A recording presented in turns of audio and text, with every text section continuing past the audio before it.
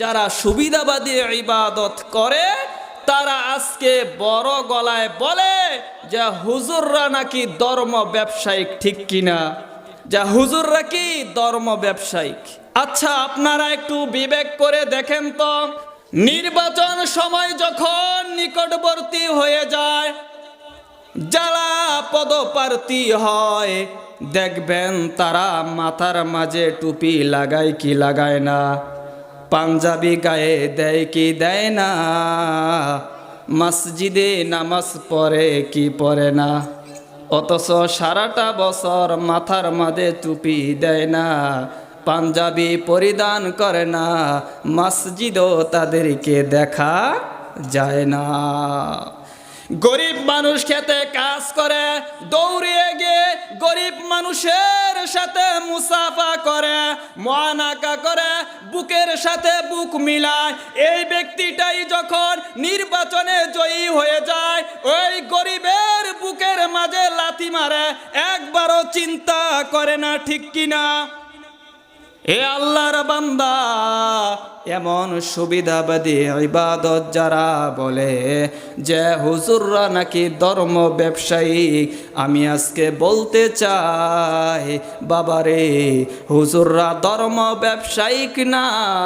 যারা ধর্মকে সাইনবোর্ড লাগিয়ে মানুষদেরকে ধোঁকা দেয়, তারাই হলো প্রকৃত পক্ষে ধর্ম ব্যবসায়িক, ঠিক কিনা? এই জন্য আল্লাহ বলেন, বান্দারে আমি আল্লাহর গোলামি করো, আমি আল্লাহর দাসত্ব তোমরা করো, তবে সাবধান, সুবিধাবাদী ইবাদত তোমরা করিও না। আল্লাহ ভালো করে জানেন, কিছু বান্দা সুবিধাবাদী আল্লাহকে রাজি খুশি করার জন্য ইবাদত করে। জোহর পড়লে আসর পড়ে না, আসর পড়লে মাগরিব এশার ফজর পড়ে না, ঠিক কিনা? কিছু আল্লাহর বান্দা আছে সারা সপ্তাহ নামাজ পড়ে না, শুক্রবার আসলে নামাজ পড়ে। কিছু আল্লাহর বান্দা আছে সারা বছর নামাজ পড়ে না, 2 দিন নামাজ পড়ে। কোন আল্লাহর বান্দা এমন আছে জানাজা নামাজ পড়ে, সুবিধাবাদী ইবাদতকারী।